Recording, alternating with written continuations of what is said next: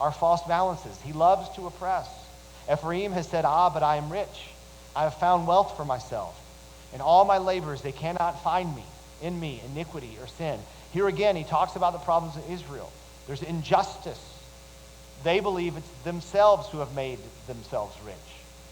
And they say, you cannot find sin in us. We have not done anything wrong. Verse 9, I am the Lord your God from the land of Egypt. I will again make you dwell in tents, as in the days of the appointed feast. During the Feast of Tabernacles, they remembered the days of the wilderness by moving into tents for a week. And not everyone, as you can imagine, appreciated that celebration. God says that's going to be your permanent state. He says in verse 10, I spoke to the prophets. It was I who multiplied visions and through the prophets gave parables. This is actually present tense in the Hebrew. He says, I'm speaking to you. Verse 11, if there is iniquity in Gilead, they shall surely come to nothing. In Gilgal, they sacrifice bulls. Their altars are like stone heaps on the furrows of a field. Jacob fled to the land of Aram. There Israel served for a wife, and for a wife he guarded sheep.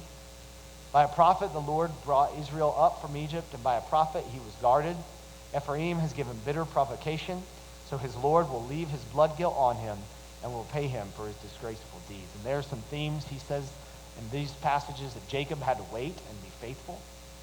God used Moses as a prophet to bring Israel out of Egypt and to guard them. And God is going to deal with his people. God is going to deal with the people. But in this moment, they're told to return and to love and justice. But there was going to be a waiting period.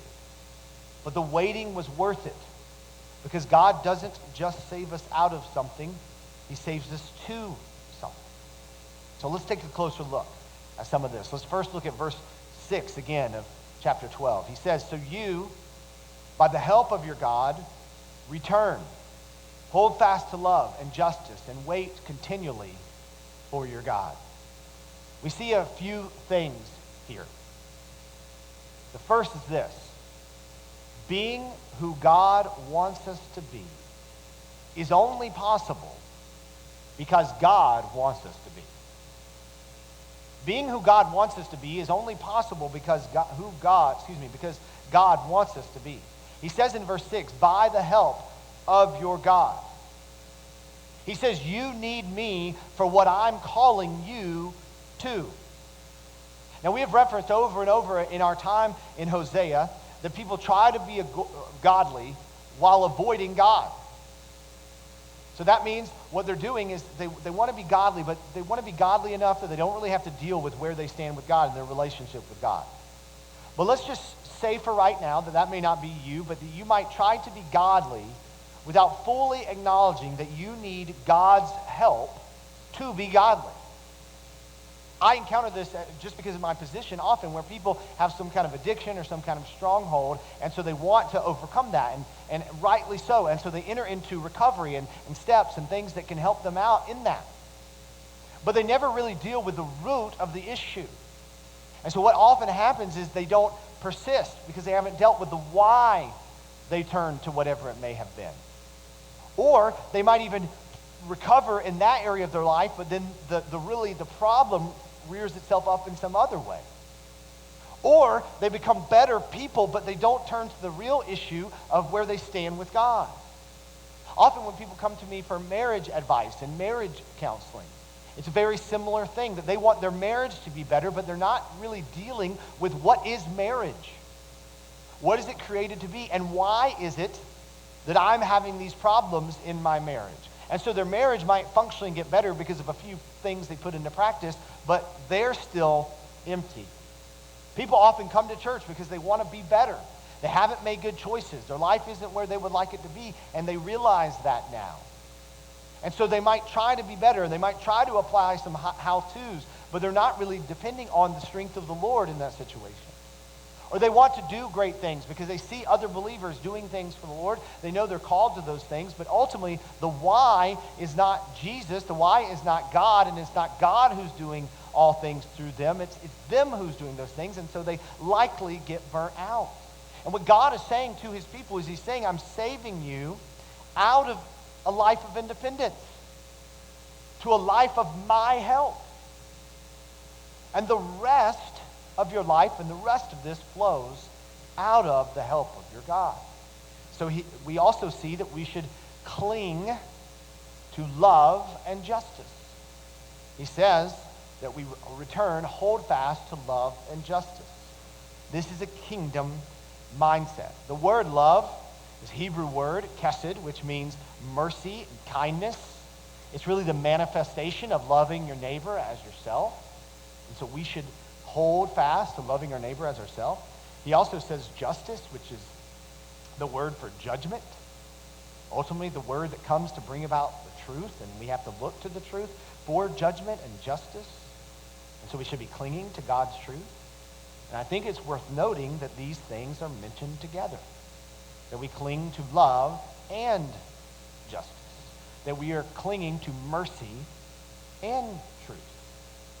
Because they are together. Now, often we kind of view truth over here and love over here, and we even, based on personality and categories and things like that, think these are more truth people, these are more love people, but these things are compatible. In fact, I would say they're not a balance, but rather they're a tension, and they're bold when we really love this way, and we really have truth this way.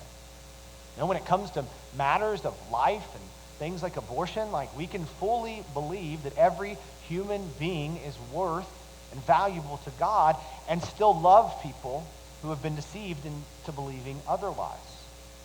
We can still be loving towards people even though we stand for the truth there. Not too long ago, somebody asked me if we as a church had an old-fashioned view of gender and sexuality, or are they welcome here because they don't? And I said, yes. Because we do. God is the authority on these matters, not us, not our understanding. But we're also called to love every person. And so you are welcome here as you seek what the truth is. You know, when it comes to our benevolent ministry, do we want the people who we help, many of whom have made poor life choices? Not all, but some have. And do we want to help them see how they can, make some decisions that are different? Yes, but do we also want to continue to show love and kindness and mercy and grace as we give liberally? Yes. I think this is important when it comes to politics. I'll lay my cards on the table. I believe that we should have as much freedom as we can possibly have. But that we use that freedom to serve others. And the critique by people who disagree with me politically about the freedom that we should have, limited, government, is that, well, we're not helping certain people. Which my family's committed to helping certain people. The problem becomes not, the majority is not. But that is not what drives whether or not we are people who have freedom and use that freedom to serve others. In fact, you are going to have to decide this.